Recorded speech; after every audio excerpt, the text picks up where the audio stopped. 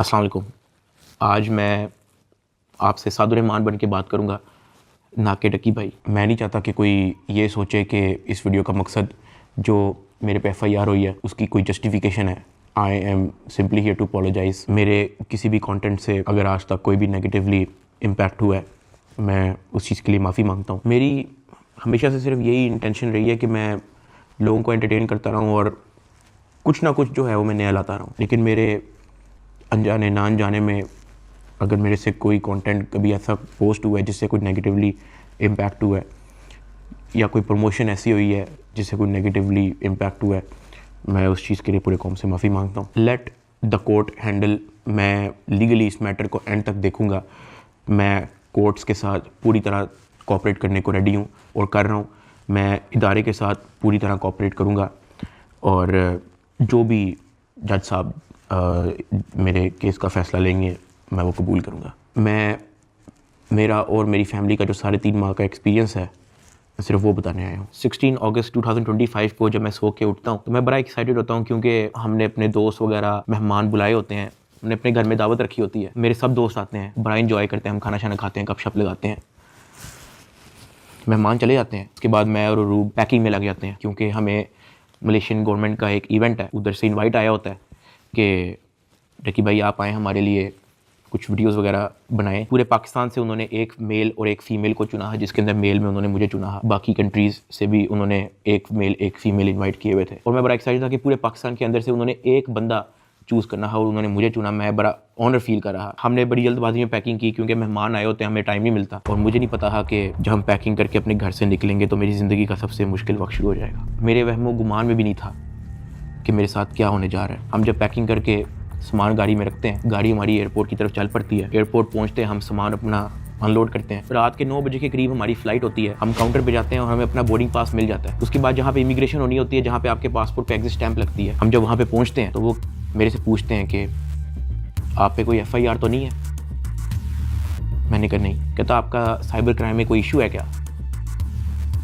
मैंने कहा नहीं। कहते आप हमारे साथ आ जाएं। मैं और रूब एक दूसरे की तरफ देखते हैं कि ये क्या हो गया। हम किसी को ऑन टाइम ज़्यादा इन्फॉर्म ही नहीं कर पाते हैं। मैंने ज़िया को सिर्फ मैसेज कर दिया है कि ये इस तरह से इशू हो गया है, तो शायद हम फ्लाई ना कर पाएँ, तो आप प्लीज़ गाड़ी जो है वो एयरपोर्ट ले आओ और हमें यहाँ से पिक कर लो। हमें लगा कि शायद हमें बस सिर्फ फ्लाई नहीं करने देंगे और हम घर जा सकेंगे। 5-10 मिनट के बाद इमिग्रेशन वाले हमसे हमारे मोबाइल ले लेते हैं, कहते हैं कि इसको एयरप्लेन मोड पर लगा दें और अरूब की तरफ वो इशारा करते हैं कि अगर आप जाना चाह रही हैं मलेशिया तो आप जा सकती हैं। अरूब ने कहा नहीं, अगर साथ मेरे साथ जा रहा है तो मैं चले जाती हूँ, वरना मैं इधर ही ठीक हूँ। शायद ये मेरी गलती ही, मुझे उसको जाने देना चाहिए था, क्योंकि उसके बाद जिस चीज़ से मेरी फैमिली ने गो थ्रू किया है, मैंने यही रिग्रेट किया कि मुझे अरूब को मलेशिया भेज देना चाहिए था। इमिग्रेशन वाले हमें एक रूम में बैठा देते हैं। मैं और अरूब बस आपस में गपशप लगा रहे होते हैं कि कोई नहीं कल चले जाएंगे, कोई नहीं दोबारा टिकट करा के परसों चले जाएंगे, इवेंट भी 2 दिन के बाद है, कल चले जाएंगे। हम आपस में यही डिस्कस कर रहे थे। बिल्कुल मेरे अंदर इतना सा भी वहम गुमान नहीं था कि असल में इशू क्या। 1 घंटे के बाद इमिग्रेशन वाले आते हैं, वो कहते हैं कि आ जाए हमारे साथ। एयरपोर्ट के बाहर NCCI की टीम आई होती है, मुझे वो हथकड़ी लगाते हैं, मुझे गाड़ी में बैठा देते हैं। अरूब कहती है कि मैंने भी साथ आना है। मैंने उसको कहा नहीं, तुम घर चली जाओ, मुझे नहीं पता क्या सीन है, मैं हैंडल कर लूँ। वो गाड़ी भी चल पड़ी थी, गाड़ी सीधा चलेगी NCCI ऑफिस गुलबर्ग। इस वक्त यूट्यूबर डकी भाई की गिरफ्तारी का हर तरफ चर्चा है। डकी भाई को लाहौर एयरपोर्ट पर उस वक्त गिरफ्तार किया गया जब वह बैरून मुल्क जा रहा था। NCCI लाहौर ने मारूफ यूट्यूबर सादुर्रहमान उर्फ डकी भाई के खिलाफ मुख्तलिफ इल्जामात के तहत मुकदमा दर्ज कर लिया। साइबर क्राइम एजेंसी ने यूट्यूबर साद उर्फ डकी भाई के खिलाफ मुकदमा दर्ज कर लिया है। मशहूर यूट्यूबर डकी भाई कल रात से गिरफ्तार है। पाकिस्तान के सबसे मशहूर यूट्यूबर डकी भाई एक बार फिर बड़ी मुश्किल में फंस गए हैं। मुल्जिम को गुज़श्ता रात लाहौर एयरपोर्ट से गिरफ्तार किया गया था। यूट्यूबर डकी भाई बड़ी मुश्किल में, हुक्म जारी, मदाहों के लिए बुरी खबर। डकी भाई डकी भाई डकी भाई डकी भाई डकी भाई डकी भाई डकी भाई।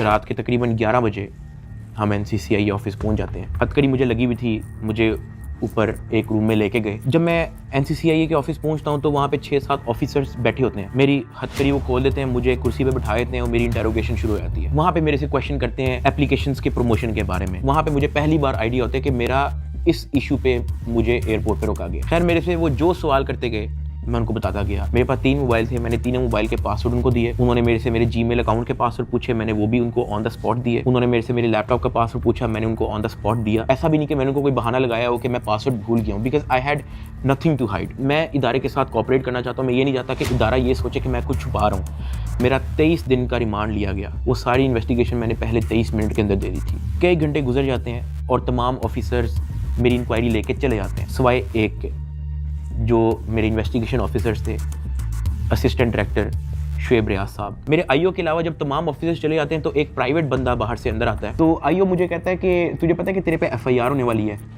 मैंने कहा यार मुझे थोड़ा सा एक्सप्लेन कर दें कि मेरे पे केस क्या है और क्या एफआईआर है और मैंने किया क्या है। तो जो प्राइवेट बंदा था जो बाद में आया था ना, वो कहता कि यार तेरे बहुत बड़े मामला आते हैं, तेरा बहुत बड़ा मैटर है, तेरे पीछे आईएसआई है, तेरे पीछे एमआई है, तेरे पीछे क्या क्या एजेंसी है। कहता तुझे पता ही नहीं है कि तूने क्या किया। तो वो मेरे पे ये इंप्रेशन डाला था कि हर इदारा जो है वो मेरे पीछे पड़ गया। साथ ही कहता कि लेकिन अगर आप हमारे साथ कोऑपरेट करेंगे तो हम आपके साथ कोऑपरेट करेंगे। मेरा तो काम ही कोई नहीं है। मैं सुबह उठता हूँ, फैमिली को टाइम दिया, बेगम को टाइम दिया, एक आधे दोस्त को टाइम दिया, जाके व्लॉग वगैरह बना लिया, घर आए, सो गए, दैट्स इट। इसके अलावा मेरी लाइफ में कुछ है ही। मेरे माइंड में 100 सवाल आना शुरू हो गए, लेकिन मेरे पास जवाब किसी का नहीं था। खैर उन्होंने मेरे पे एफआईआर दे दी, मुझे हवालात में बंद कर दिया। मैंने ज़िंदगी में कभी हवालात नहीं देखी थी।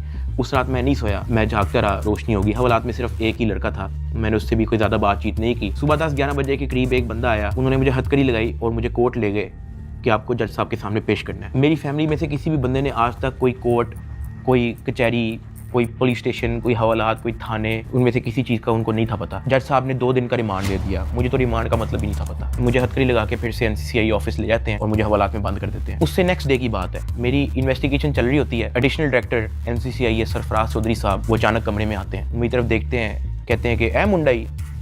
आईओ कहते हैं हाँ जी। कहते हैं इसको लेके आओ मेरे पास। आईओ हथकड़ी पकड़ता है, मेरे हाथ पे लगाता है और कहता चल। मुझे जब हथकड़ी लगा के एडिशनल डायरेक्टर रूम में लेके जाते हैं तो वहाँ पे 5 ऑफिसर्स बैठे होते हैं। एडिशनल डायरेक्टर सरफराज चौधरी साहब मेरे से पूछते हैं कि तुम कौन से एप्लीकेशन के कंट्री हेड हो। मैंने कहा कि सर मैं किसी एप्लीकेशन का कोई कंट्री हेड नहीं हूँ। वो अपनी कुर्सी से अचानक उठता है, कहता तेरी माँ किधर से आता है पैसा तेरे पास। मैंने कहा सर मैं यूट्यूबर हूँ, मेरे 8 मिलियन सब्सक्राइबर हैं, उधर एडसेंस अभी मैं बात कर ही रहा होता हूँ। कहता है कि तुम मेरे वतन अजीज के बच्चों को ख़राब कर रहे हो, क्या करता है तुम्हारा बाप। मैंने कहा जी यूनिवर्सिटी के अंदर प्रोफेसर हैं। तो कहता तुम इतने क्यों हो। मैं चुप रहता हूँ। वो चीख के बोलते, कहता बोल। मैंने कहा जी सर मैं सिर्फ वीडियोस बनाता हूँ, मैं यूट्यूबर हूँ। माँ बहन की गालियाँ वो देता रहता है। उसने मेरे मुंह पे बहुत जोर का थप्पड़ लगाया। मैं बिल्कुल चुप होकर ऐसे मुँह नीचे करके खड़ा हो गया। तो कहता मुँह ते कर।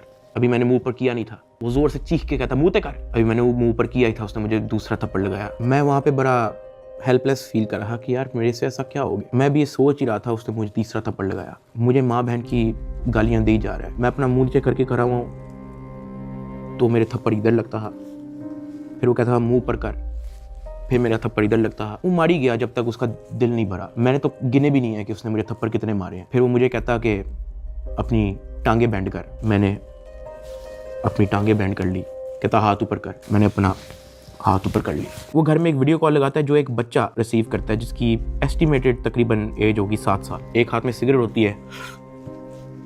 वो उस बच्चे से पूछता है कि डकी भाई को जानते हो। वो बच्चा कहता है जी।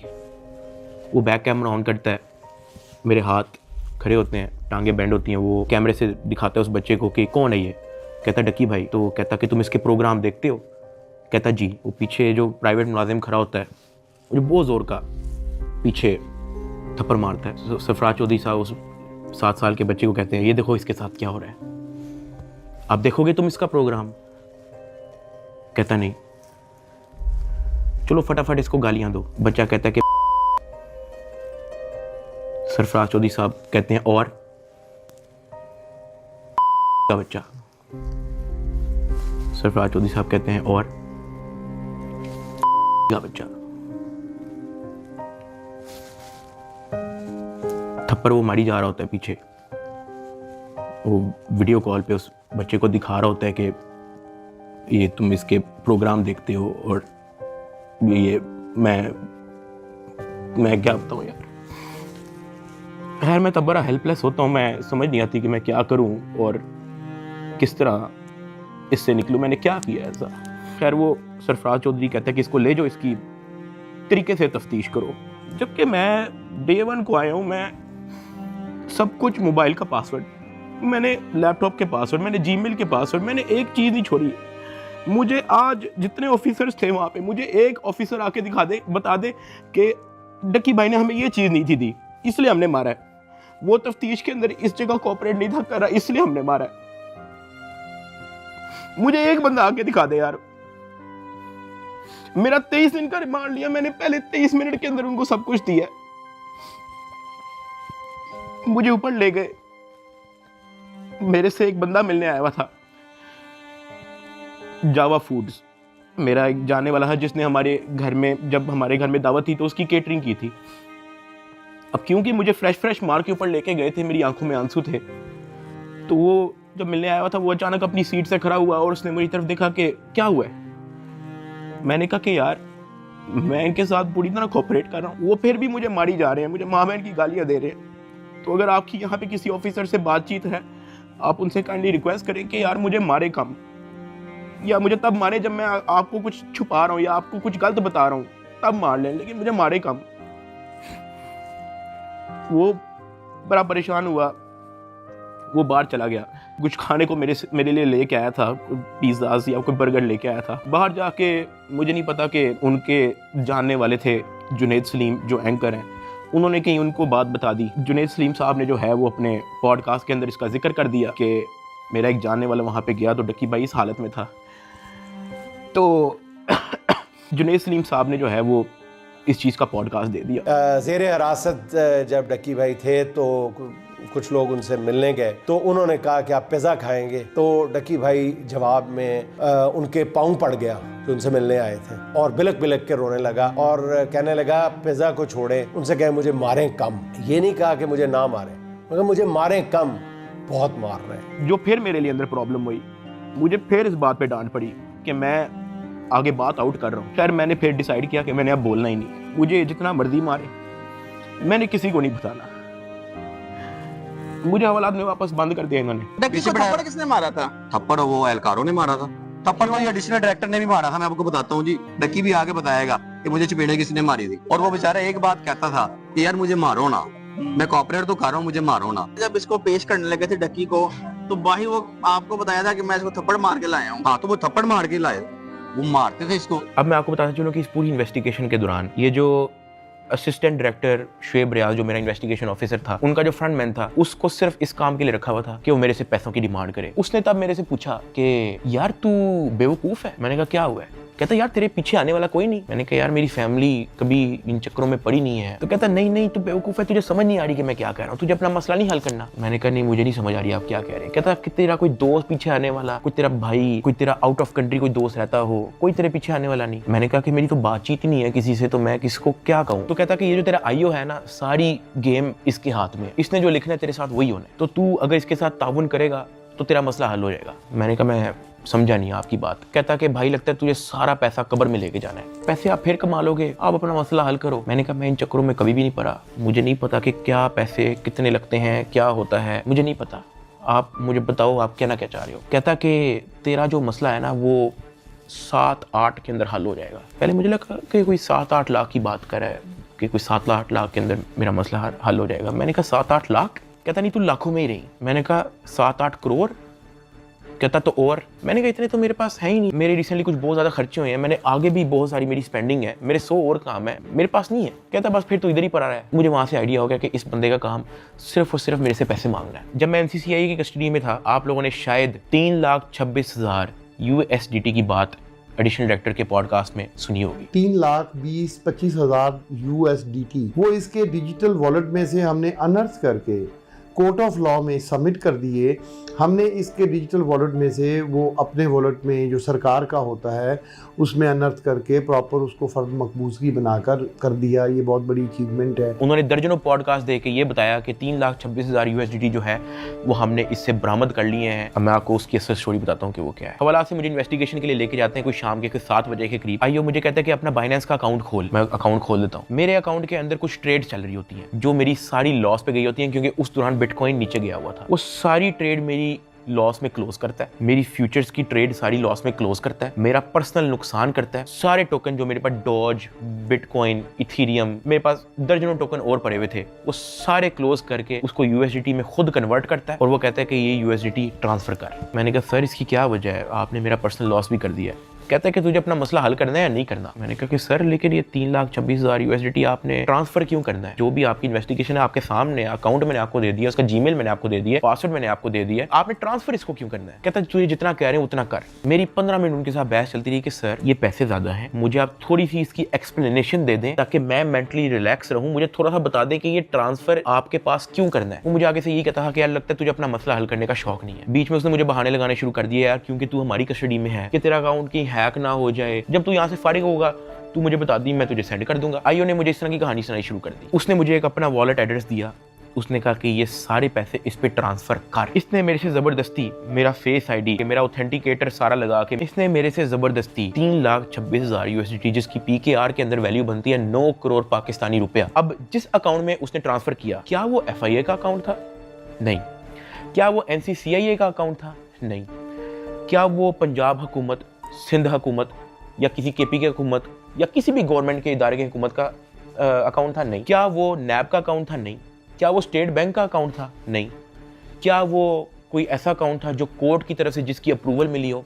नहीं। वो मेरे आईओ असिस्टेंट डायरेक्टर शुएब रियाज साहब का अपना पर्सनल अकाउंट था, जिसके अंदर इन्होंने मेरे 9 करोड़ रुपया एस्टिमेटेड ट्रांसफर किए। ट्रांसफर करने के बाद इन्होंने वापस मुझे हवालात में बंद कर दिया। कोई रिसीविंग नहीं दी, मुझे उसकी कोई रीजनिंग नहीं दी, कोई सबूत ही नहीं है इस चीज़ का कि इन्होंने अपने पास ट्रांसफर किया। 8 बज जाता है, 9 बज जाता है, 10 बज जाता है, 11 बज जाता है, मेरे से सोया नहीं जाता। एक ऑफिसर एक मुलजिम को छोड़ने आते हैं हवालात, मैं फटाफट उठ के उससे पूछता हूँ, मैंने कहा सर आपके इस एनसीसीआईए इदारे के अंदर जब कोई क्रिप्टो का कोई रोला चलता है, कोई यूएसडीटी का कोई रोला चलता है, तो उस पे क्या होता है?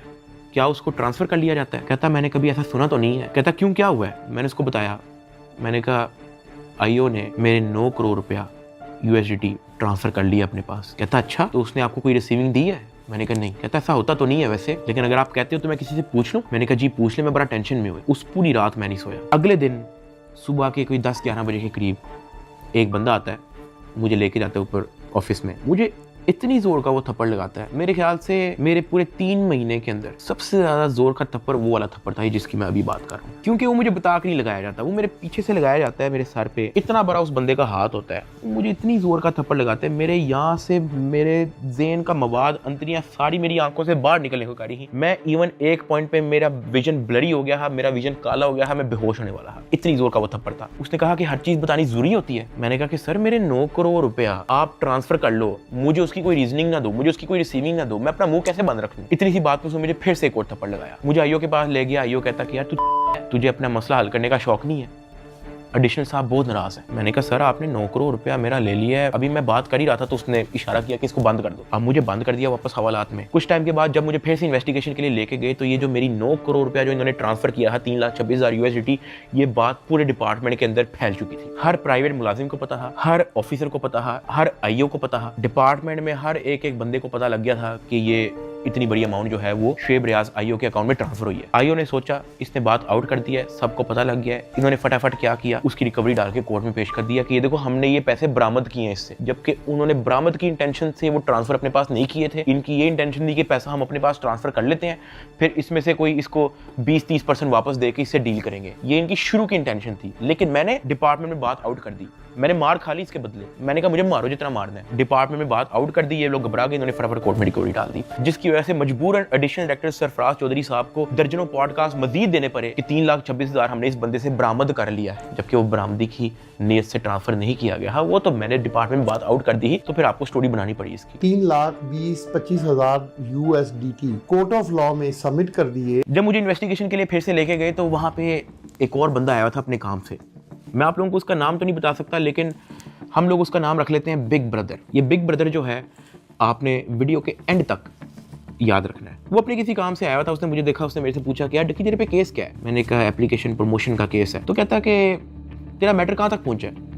मैंने कहा कि मैं तो पूरी तरह ताउन कर रहा हूँ, मैं तो सब कुछ इनको दे चुका हूँ, मुझे नहीं पता कि इनको अब मेरे से और क्या चाहिए, लेकिन मैं तो पूरी तरह इनके साथ कोऑपरेट कर रहा हूँ। तो कहता अच्छा। इसने उसे सर हिलाया और कहता कि क्या ये लोग तेरे से कोई पैसे भी मांग रहे हैं?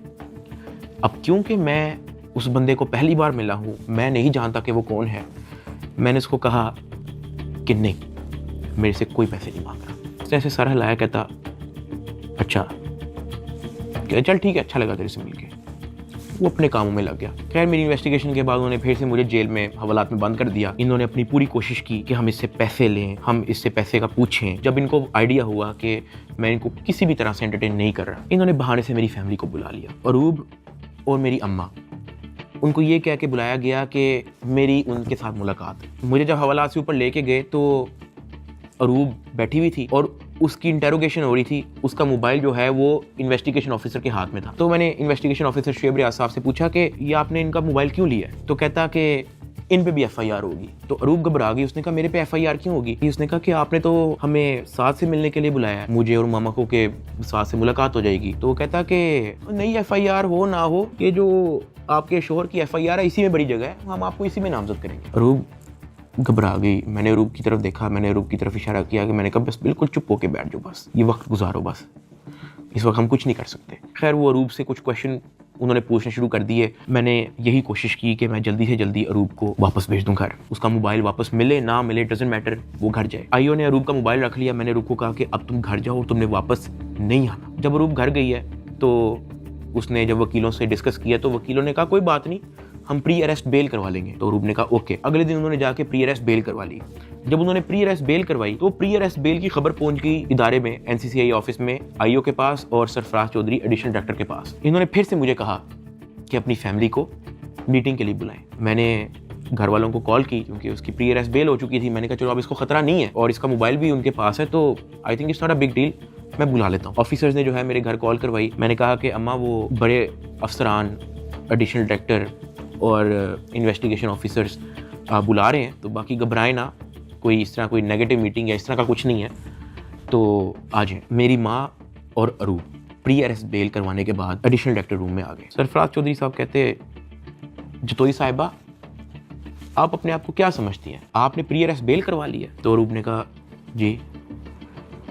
तो कहता अच्छा करवाएं, जो आपने करना करें, 5 रुपए का एक नया सफ़ा आता है, हम एक नई FIR लिखेंगे और आपको पकड़ लेंगे। अरूब मेरी तरफ देख रही है कि ये क्या है, ये किस तरह की मीटिंग है। मेरी माँ परेशान, लाल उनके चेहरे हो गए थे सबके। एडिशनल डायरेक्टर सरफराज चौधरी साहब ने फिर अपना मोबाइल खोला, वहाँ WhatsApp खोला, उन्होंने ऊपर लिखा जज, और ऐसे मेरी माँ को और मेरी वाइफ को लिस्ट दिखाई ऐसे स्क्रॉल करके कि ये देखो मेरा इस जज से भी ताल्लुक है, मेरा इन जज से भी ताल्लुक है, मेरा इस जज से भी ताल्लुक है, क्या कर लेंगे आप? जब वो इस तरह जजेस की लिस्ट दिखा रहा था तो उसने बड़े ऊंचे अल्फाज में बोला कि यहाँ पे जज भी मैं हूँ, यहाँ पे वकील भी मैं हूँ, यहाँ पे सब कुछ मैं हूँ, जितनी आपने प्री अरेस्ट बेल करवानी है करवाएं, नया पर्चे में हम पकड़ लेंगे। हमारे पास कुछ कहने को नहीं था।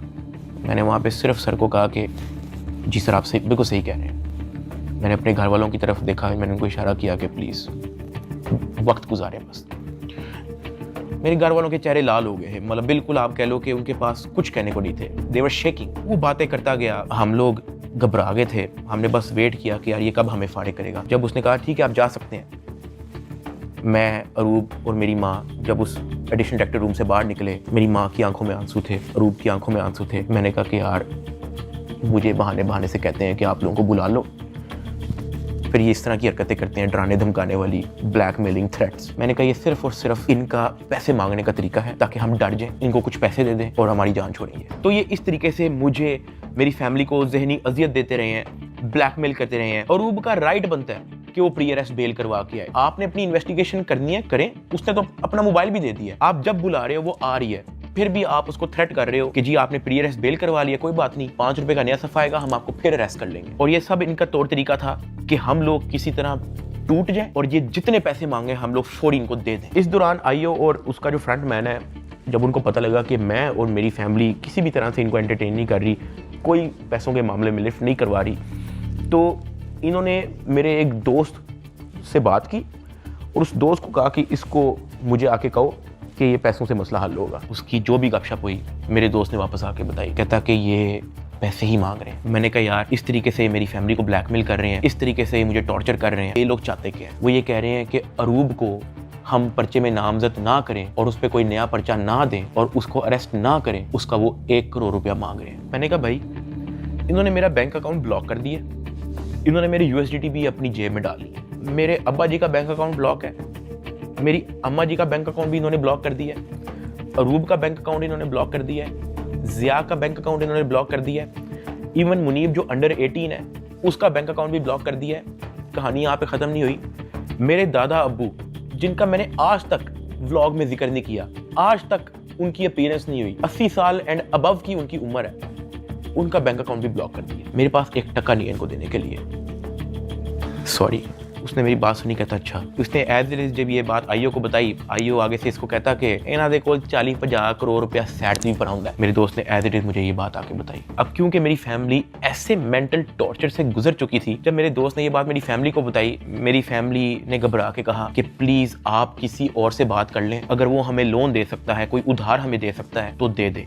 मेरे दोस्त ने इवन मेरे एक और दोस्त से भी बात की, उसने मना कर दिया, कहता यार हम नहीं कर सकते, 1 करोड़ पे बहुत ज़्यादा है। मेरे दोस्त ने फिर आईओ से बात की, आईओ कहता कि हम 60 लाख से नीचे नहीं लेंगे, अरूब की हद तक, अभी हम डकी की बात नहीं कर रहे हैं। ये बात जब उसने मुझे आके बताई, मैंने कहा मेरे पास है ही नहीं 60 लाख, या मेरे पास 60 रुपये नहीं है, सब कुछ इन्होंने ले लिया। अगले दिन मेरी कोर्ट में पेशी थी, मेरा रिमांड लेने के लिए जब कोर्ट में गए तो मेरी फैमिली वहाँ पे आई हुई थी। उन्होंने मेरे से हाथ जोड़ के, रंग उनके उड़े हुए थे, कहा कि साद जो कह रहे हैं इनको प्लीज़ दे दो। अरूब कांप रही थी, कहती कि मुझे पकड़ लेंगे, मुझे पता भी नहीं है कि इनको कैसे हैंडल करना है, मुझे नहीं पता कि आगे मेरे साथ ये लोग क्या करेंगे, प्लीज़ ये जो मांग रहे हैं दे दो। जब मैंने उनकी शक्लें देखी फैमिली की, मैंने कहा ठीक है, लेकिन मेरे पास 60 लाख रुपए वाकई में नहीं है, आप किसी से बात कर लें। मेरे मामू आउट ऑफ कंट्री रहते हैं, वो ऑस्ट्रेलिया से फ्लाई करके आए हैं, जो हमने इनको ये सारी कहानी बताई है। मेरे एक मामू इधर पाकिस्तान में होते हैं, वो भी आए हैं, उनसे हमें उधार लेना पड़ा कि प्लीज़ हमारी हेल्प कर दें, हमारा ये मसला है, हमें 60 लाख रुपया उधार चाहिए। उन्होंने 60 लाख रुपया हमें कैश अरेंज करके दिया, वो कैश हमने इन लोगों को पहुंचाया। इनको पैसे जो है मेरे भाई ने भिजवाए थे, मुझे तो पता भी नहीं था कि इनको पैसे पहुंच गए हैं या वो मेरे मामू ने दिए हैं, ये सारी बातों का मुझे बाद में पता लगा। जब इनको पैसे पहुंच चुके थे, अगले दिन मुझे एडिशनल डायरेक्टर सरफराज चौधरी साहब ने मुझे फिर से कहा कि आप अपनी फैमिली को, अगर आपने मीटिंग करनी है तो आप बुला लें। मैंने कहा जी ठीक है, मैंने अपनी फैमिली को बुला लिया, और तब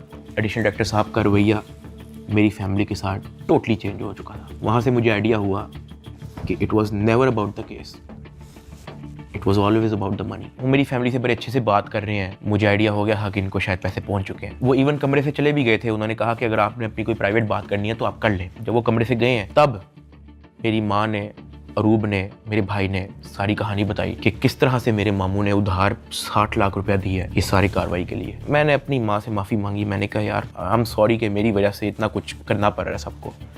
कहती कोई बात नहीं, अल्लाह पाक देख रहा है, इट्स ओके। खैर मेरी फैमिली को 5-10 मिनट दिए हैं मेरे से बात करने के लिए और वो चले गए। अब तक मेरा 16-17 दिन का रिमांड हो चुका था, इतना लंबा रिमांड होता नहीं है। अभी वीडियो में कुछ टाइम पहले मैंने आपको कहा था कि बिग ब्रदर एक बंदा आपने याद रखना है। ये बिग ब्रदर इस बार फिर से एनसीसीआई ऑफिस आता है, लेकिन ये इस बार मेरे से मिलने आता है। वो मेरे से पूछता है कि किधर तक पहुंचा तेरा केस। मैंने कहा कि सर मेरी तरफ से तो मैं सब कुछ दे चुका हूँ, मुझे नहीं पता कि इनका क्या इरादा है। उसने मेरे से पूछा कि यार इतना लंबा तेरा रिमांड क्यों हुआ है। मैंने कहा सर नो आइडिया, जबकि मैं इनको सब कुछ दे चुका हूँ। इनके पास मेरे सारे मोबाइल हैं, इन्होंने मेरी वाइफ को भी नामजद किया है, सारे ईमेल पासवर्ड लिए हुए हैं, सब कुछ इनके पास है, ये फिर भी मेरा रिमांड डिमांड करते हैं। कहता अच्छा, तो इन्होंने पैसों की बात की है तेरे से, क्योंकि मैं उस बंदे पे उस तरह से ट्रस्ट नहीं था करता। मैंने कहा नहीं, इन्होंने मेरे से कोई पैसों की बात नहीं की। कहता किसी ने इशारा दिया हो, किसी ने इनडायरेक्टली तेरे से डिमांड की हो, या किसी ने कहा हो कि तू अगर पैसे दे देगा तो तेरी छूट हो जाएगी। फिर वही बात कि मुझे नहीं था पता कि वो बंदा कौन है, मैंने उसको कहा कि नहीं। उसने मेरी तरफ देखा ऐसे, कहता आर यू श्योर।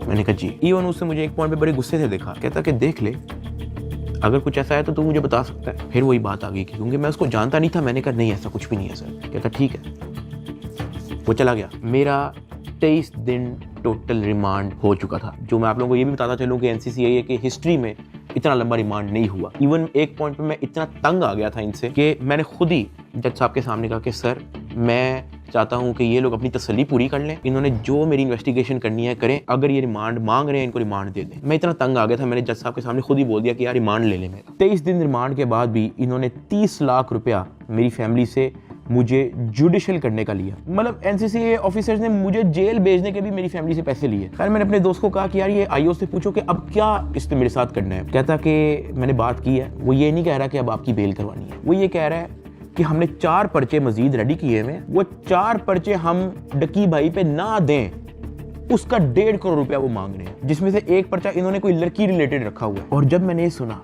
मैं बर्बाद, मैं टूट चुका था।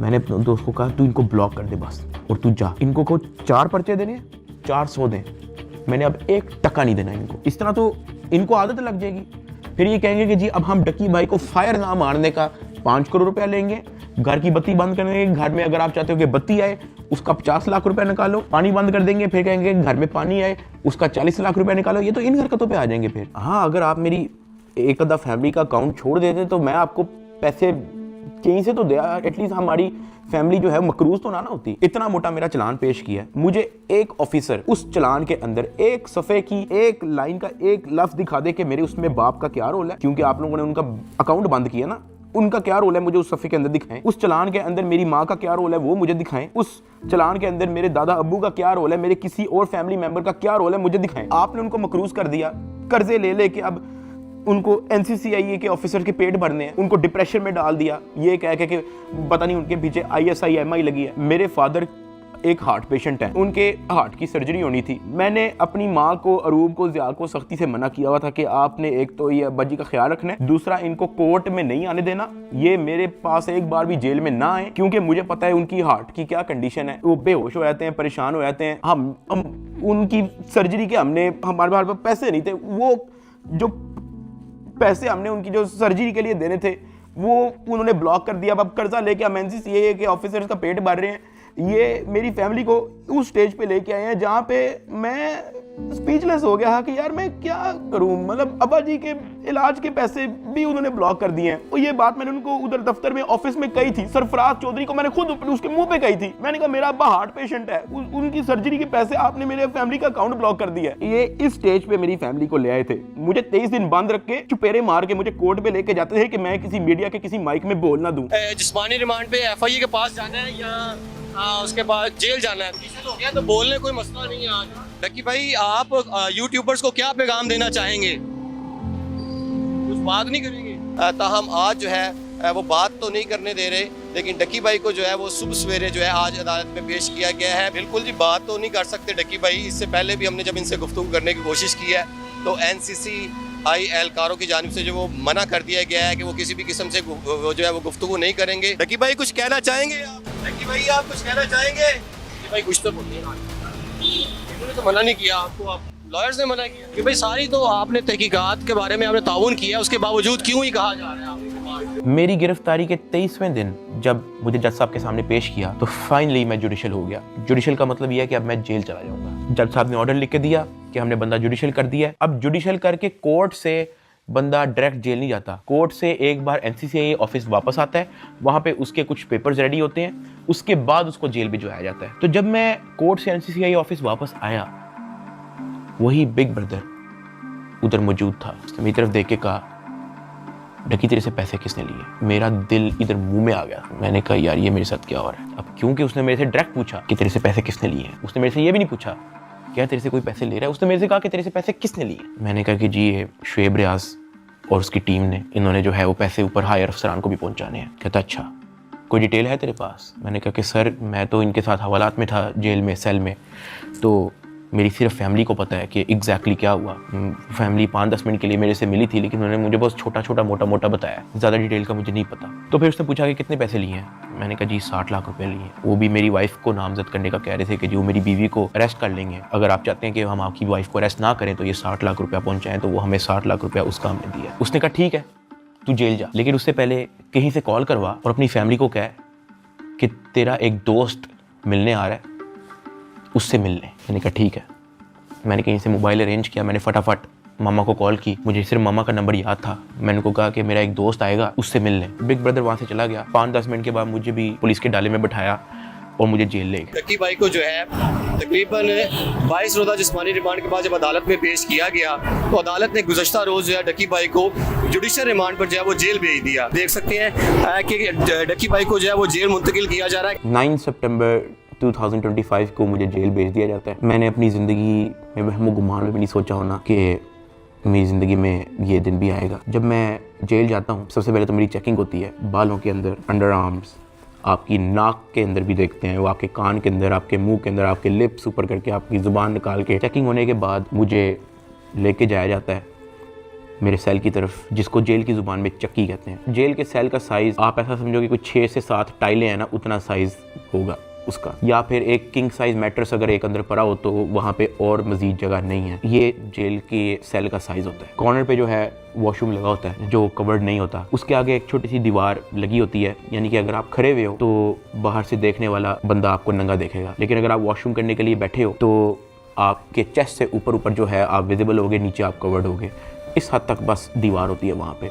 उसी के ऊपर जो है वो एक टूटी लगी होती है पानी की। मैं जब अपने सेल में आता हूँ तो शाम हो जाती है, मुझे सेल में लाते ही लॉक कर दिया जाता है, क्योंकि मेरा नया नया एक्सपीरियंस होता है, मुझे नहीं समझ आ रही होती है कि मैं कहाँ पे आ गया हूँ। मैं इधर उधर देखता हूँ, परेशान हो जाता हूँ कि ये क्या हो रहा है मेरी ज़िंदगी में। बहुत ऊंचा पंखा लगा होता है जहाँ से मुझे आइडिया होता है कि कोई चाह के भी खुदकुशी नहीं कर सकता। अंधेरा हो जाता है, मुझे कुछ समझ नहीं आ रही होती कि मैंने क्या करना है। खैर मैं दीवार के साथ लग के बैठ जाता हूँ बिल्कुल ऐसे ही, और सोचता रहता हूँ कि ये मेरी ज़िंदगी कहाँ से कहाँ आ गई है। मैं अपने सेल से बाहर देखता हूँ तो 1.5 लीटर की बोतल पड़ी होती है, उसके ऊपर कैप भी लगा होता है। मेरा हाथ तो वहाँ तक नहीं पहुँचता, लेकिन कोई 15-20 मिनट के अंदर एक इंचार्ज जो है वो वहाँ से गुजर रहा होता है। मैं उसको आवाज़ देता हूँ कि सर, वो मेरी बात सुनते हैं, हाँ जी। मैं उनको कहता हूँ कि सर वो सामने 1.5 लीटर की बोतल पड़ी है, वो काइंडली मुझे पकड़ा दें। मुझे बोतल पकड़ा देता है। वॉशरूम से मैं वो 1.5 लीटर की बोतल के अंदर पानी भरता हूँ, उसका कैप बंद करता हूँ। सितंबर का टाइम होता है, शदीद गर्मी होती है, इतनी गर्मी कि आप कूलर के बगैर नहीं रह सकते। मैं अपनी कमीज़ उतारता हूँ, बॉटल को अपनी शर्ट के अंदर डाल के ऐसे उसको मैं लपेटता हूँ, अपने सर के नीचे रख के मैं लेट जाता हूँ। 2 दिन मेरे ऐसे ही गुजरे। जेल के एक्सपीरियंस में मैं ज़्यादा डिटेल में बात नहीं करूँगा इस वीडियो में, मैं वो फिर कभी आप लोगों को एक्सपीरियंस बताऊँगा। 3 दिन मैं उस सेल में रहा, मुझे किसी ने नहीं बुलाया, किसी ने कोई आवाज़ नहीं दी। तीसरे दिन एक ऑफिसर आता है और उसके हाथ में एक चिट होती है। वो चिट की तरफ देखता है, वो कहता है साधु रहमान की रही। मैं अपना हाथ करा करता हूँ कि जी सर। मैं कहता आजा तेरी मुलाकात आई है। वो फीलिंग ही बड़ी अजीब सी थी कि आपको किसी ने पूछा है, आपसे बात की है किसी ने, और इससे पहले मुझे पता ही नहीं था कि मुलाकात क्या होती है। खैर उसने मुझे मेरे सेल से निकाला, मुझे एक जगह पे ले गया, और 3 दिन बाद मैंने किसी अपने को देखा। मेरी माँ, अरूब और ज़िया वहाँ पे खड़े हुए थे, लेकिन मैं उनको मिल नहीं सकता था, उनको गले नहीं लग सकता था, मैं उनको सलाम नहीं कर सकता था, क्योंकि हमारे दरमियान में शीशा लगा हुआ था। उनकी तरफ एक लैंडलाइन पड़ा हुआ था, एक लैंडलाइन मेरी तरफ पड़ा हुआ था, और उस लैंडलाइन में ही आप बात कर सकते हो। मैंने ज़िंदगी में इतना बेबस फील नहीं किया। एक लैंडलाइन उनकी तरफ पड़ा होता है, एक लैंडलाइन मेरी तरफ पड़ा होता है। एक तरफ से अरूब फ़ोन उठाती है, दूसरी तरफ से मैं फ़ोन उठाता हूँ, और वो कहती है क्या हाल है। मैंने कहा मैं ठीक हूँ। उसके आगे वो कुछ नहीं बोलती। 2 मिनट मैं भी चुप रहता हूँ, 2 मिनट वो भी चुप रहती है। अचानक कहती है कि साथ ये क्या हो गया ये सब। मैंने कहा रूप मुझे नहीं पता, मुझे नहीं पता, मेरे पास किसी चीज़ का जवाब नहीं है। ऐसे ही हमारी बात हो रही थी, अचानक ज़िया अरूब को कहता कि मैंने बात करनी है साथ से। मैंने कहा हाँ करवाओ। ज़िया अरूब से फ़ोन ले लेता है। वो कहता है कि यार साथ आपका एक दोस्त आया था। मैंने कहा हाँ। कहता है यार वो तो सारी डिटेल हमसे मांग रहा था और उसको सब कुछ पता है, तो आप उस पर ट्रस्ट करते हो। मैंने कहा ज़िया देखो मैं उसको नहीं जानता हूँ पर्सनली, लेकिन फॉर सम रीज़न उसको पता था। मैंने उसको नहीं बताया, उसने मेरे से खुद कहा कि तेरे से पैसे किसने लिए, और उसने मुझे कहा था कि मुझे डिटेल चाहिए। तो ज़िया कहता कि हाँ वो हमारे पास आया था, एक कागज़ पे सारा मेरा वो लिख के गया है कि कहाँ कहाँ पे कैसे कैसे पैसे पहुँचाए, किसने दिए, किस बैंक से निकलवाए, वो सारा नोट डाउन करके गया है। मैंने कहा कि देखो ज़िया इस वक्त ना हमें नहीं पता कि हमने किस पे ट्रस्ट करना है, किस पे नहीं करना। हमने जिसको भी अप्रोच किया है सब ने मदद करने से इनकार कर दिया है। जिन्होंने कोशिश की है वो भी कोई मसला कोई बेहतरी की तरफ नहीं आया। मेरे पास कोई ऑप्शन नहीं है, सुन लेते हैं हम एक बार इस बंदे की बात। ज़िया ने कहा ठीक है। जब ज़िया ने मुझे ये बात बोली तो मुझे आइडिया हो गया कि वही जिनका नाम हमने अभी बिग ब्रदर रखा था वो मेरी फैमिली से मुलाकात कर चुका है। खैर ज़िया से बात होने के बाद ज़िया ने फ़ोन मामा को दे दिया। मामा भी रो पड़ी, गपशप हो रही ही। साथ उन्होंने कहा था कि ये जो आपका दोस्त आया है कहता कि आप मेरी भी माँ है, आपको कुछ नहीं होगा, आपने अब 1 भी रुपया किसी को नहीं देना, बस जो आप लोगों ने दे दिया है उसकी मुझे डिटेल दे बस। खैर भी 15-20 मिनट होते ही हैं वो फ़ोन बंद हो जाता है। ना मुझे मामा की आवाज़ आ रही होती है, ना मेरी आवाज़ उन तक जा रही होती है। तो मुझे रियलाइज़ होता है कि मेरा वक्त ख़त्म हो गया। वहाँ का एक इंचार्ज मुझे मेरे सेल में वापस छोड़ देता है। मैं वापस उसी जगह पे आया था। वक्त के साथ साथ जेल में अपने आप को एडजस्ट किया, मेंटली एक्सेप्ट किया कि भाई तू अभी इधर ही है। 10 दिन गुजर गए। 10 दिन के बाद एक इंचार्ज फिर से आया चिट लेके, कहता साधु रहमान की रही। मैंने कहा जी सर मैं। कहता आजा तेरी मुलाकात है। मुझे लगा मेरी फैमिली आई है, लेकिन जब मैं उधर पहुंचा तो वही बिग ब्रदर मेरे से मिलने आया था। खैर उसने कॉल उठाई, कहता कैसा है डकी। मैंने कहा सर मैं बिल्कुल ठीक। कहता तू अपनी फैमिली के सामने रोया क्यों था। मैं उनसे मिलने गया तो वो तेरी माँ कह रही थी कि वो रो रहा था उधर। मैंने कहा सर मैं बस थोड़ा इमोशनल हो गया उनको देख के। कहता नहीं हो, पता है जेल हो गई है तुझे तो क्या हो गया है, अंदर बैठ के घर वालों को तो नहीं ना परेशान करना, उनके सामने मुस्कुरा के जाया कर, हंसता खेलता उनके साथ शुगर लगाया कर। क्या मैं बिल्कुल ठीक हूँ, अंदर बड़ा मज़ा आ रहा है। मैंने कहा सर वो हो जाता है, मैं तो कोशिश करता हूँ कि मैं उनको कोई टेंशन ना दूँ, लेकिन चेहरे पे बंदे के लिखा आया था। कहता खैर मैं गया उस दिन तेरे घर, माँ जी बहुत परेशान थी, मैंने उनको तसल्ली दी है, तुझे मैं सिर्फ ये बताने आया हूँ कि तू तगड़ा रहे। फिर उसने मुझे कहा कि अगर आने वाले कुछ टाइम के अंदर अगर तुझे कोई न्यूज़ तेरे रिलेटेड सुनने को मिलती है तो पैनिक नहीं होना और अंदर किसी से कोई बात शेयर नहीं करनी। कोई पूछे कहना मुझे इल्म नहीं किसी चीज़ का, और अपनी फैमिली को भी कह दे कि किसी चीज़ को लेकर पैनिक नहीं होना। अगर कोई प्रेशराइज करने की कोशिश करे, कोई कॉल करे, कोई अप्रोच करे, जस्ट इन्फॉर्म अस। साथ मैंने उनको ये भी बताया कि जब मैं NCCI की कस्टडी में था तो वो मुझे कहते थे कि आपके पीछे MI लगी हुई है। तब उसने मुझे कहा कि जिन लोगों का नाम लेके आपसे पैसे ले रहे हैं ना, मैं उस इदारे से हूँ। फिर उसने मुझे बताया कि ये बात जब मुझे पता लगी तो हमने अपने हायर अथॉरिटीज़ को भी इन्फॉर्म किया, तो let me and my team handle it. तूने अंदर किसी से कोई बात नहीं करनी, अपनी फैमिली से ज़्यादा कोई बात नहीं करनी, सिर्फ उनका हाल चाल पूछ और रोना धोना बंद कर, उनके सामने शुगर लगा, हंस मुस्कुरा, कह के बड़ा मज़ा आ रहा है अंदर, जो बुरा वक्त था वो चला गया, अब बस तू वक्त काट। फिर मैंने उसको बोला कि सर वो जो एडिशनल डायरेक्टर सरफराज चौधरी साहब हैं वो मुझे रिमांड के दौरान कहते थे कि मैं तेरी हाई कोर्ट तक बेल रोकूंगा। तो उधर बिग ब्रदर कहता कि छोड़ दे, कुछ नहीं होगा। उसके बाद वो हुआ जो किसी ने वहमो गुमान में भी नहीं सोचा था।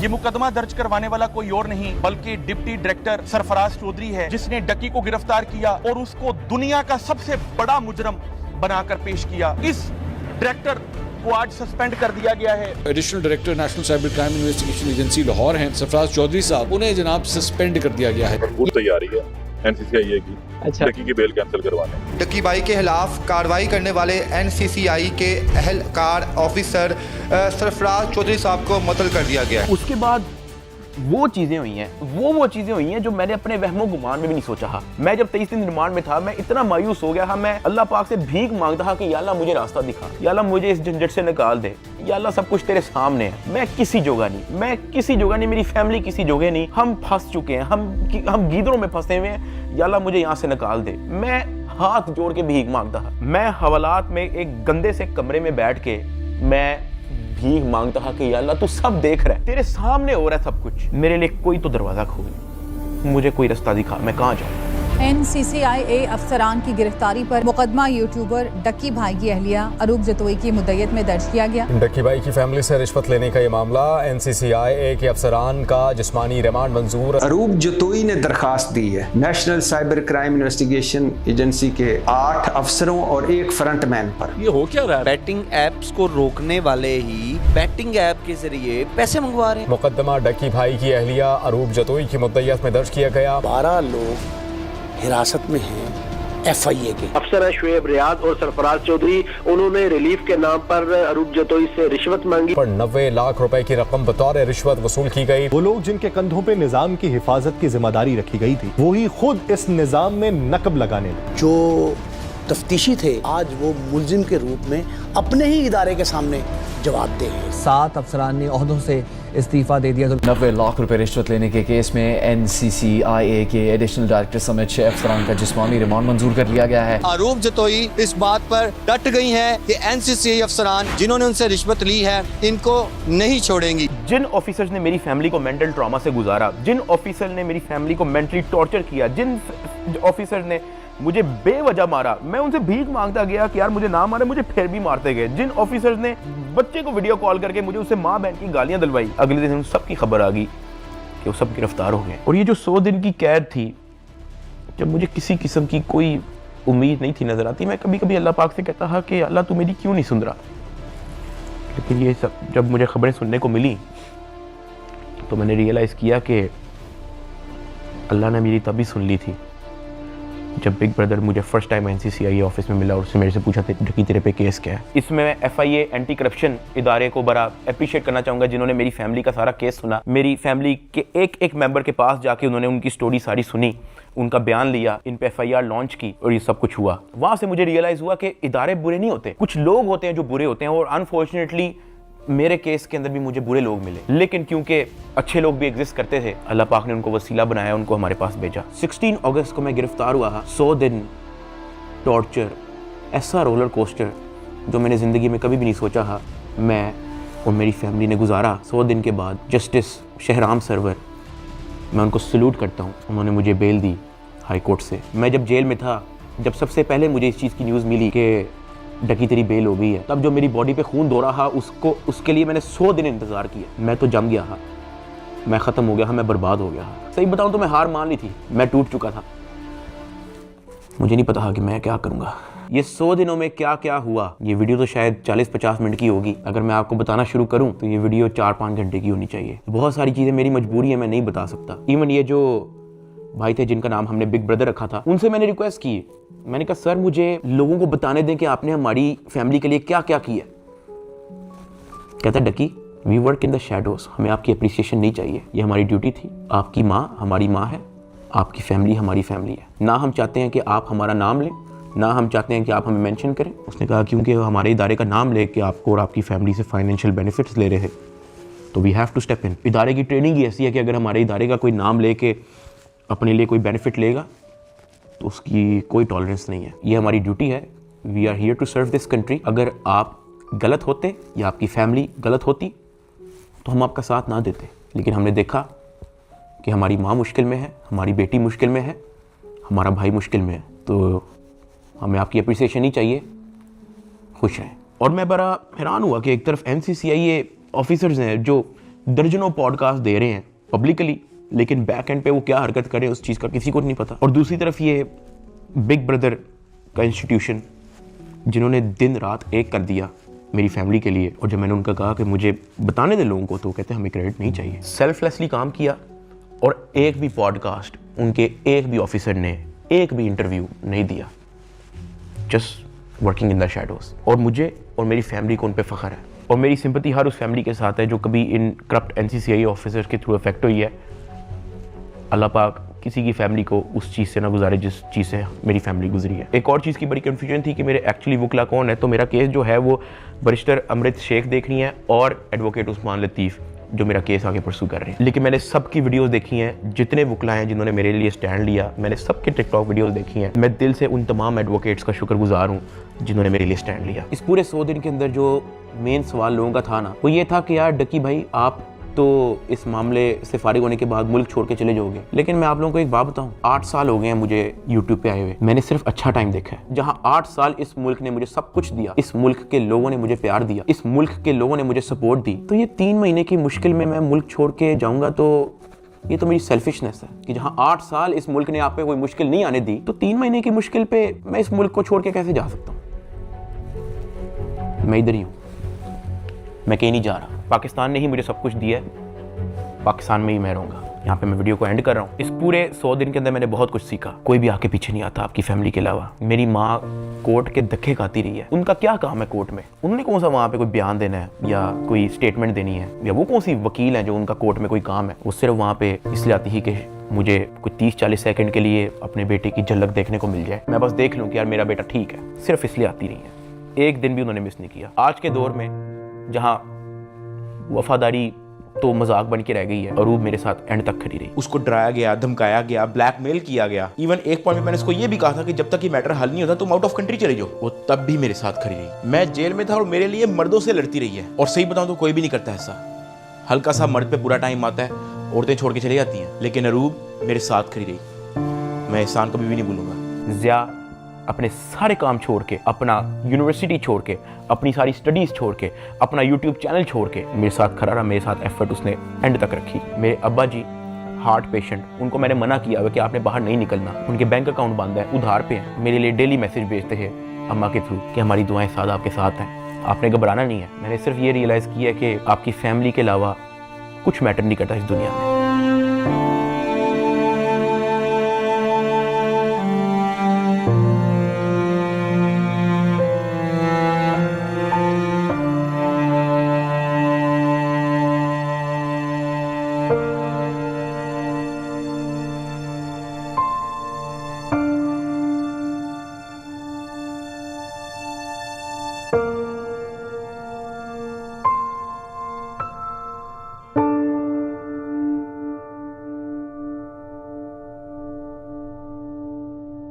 और मुझे पता है कि मैं इस वक्त इस स्टेज पे नहीं हूँ कि मैं किसी का नाम ले सकूँ, लेकिन I want to thank field marshal Asim Munir साहब and director general of military intelligence, जिन्होंने इतनी प्रोफेशनलिज्म दिखाई और मेरी फैमिली को इस करप्ट माफिया से निकलने में मदद की। और ये जो बिग ब्रदर जिनका मैंने जिक्र किया है, मैं तो जेल में था, मेरी फैमिली को कुछ भी नहीं पता था।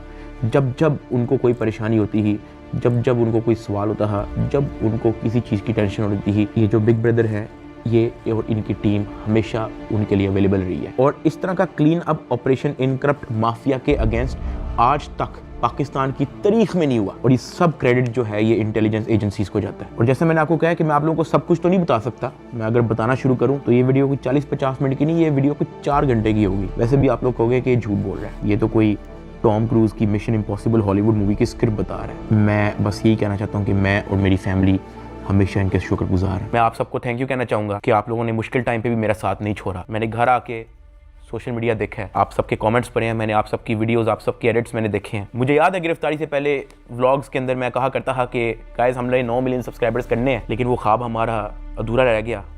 मैं गिरफ्तार हो गया, मेरे पास मेरा चैनल भी नहीं था, मैं जेल में था, मुझे लगा कि सब कुछ ख़त्म हो गया। This is the end, Ducky भाई is no more, he is finished. अचानक एक इंचार्ज आता है, कहते डकी भाई तेरे 9 मिलियन सब्सक्राइबर्स हो गए हैं, मुबारक हो। That is where I realized कि maybe this is not the end. Maybe this is start of something else. I want to appreciate every single one of you. मैं ज़िंदगी भर नहीं भूलूंगा आप लोगों का एहसान। अभी इस वीडियो में मैंने आप लोगों को बोला कि यार अगर मैं सब कुछ बताना शुरू करूं तो ये वीडियो 4-5 घंटे की हो जाएगी। और साथ मैंने आप लोगों को ये भी बोला कि मैं आप लोगों को कुछ लोगों का नाम नहीं बता सकता, तो हम उनका नाम बिग ब्रदर रख देते हैं। बट लेकिन समटाइम सब कुछ जानना ज़रूरी भी नहीं होता। मैं बाहर आ गया हूँ, यही बहुत है। जब मैं जेल से वापस आया तो मैंने बहुत सारे लोगों की कहानियाँ देखी। कोई पॉडकास्ट पे कुछ कह रहा है, कोई यूट्यूबर कुछ कह रहा है, कोई टिकटॉकर कुछ कह रहा है, कोई जर्नलिस्ट कुछ कह रहा है। और मैंने उन सबको देख के बस कहा कि यार किसी को कुछ भी नहीं पता, सबकी अपनी अपनी कहानी है और सब झूठ है। असल में क्या हुआ है वो मुझे पता है। And let that be a mystery. Pakistan जिंदाबाद, पाक फौज जिंदाबाद। अल्लाह हाफिज़।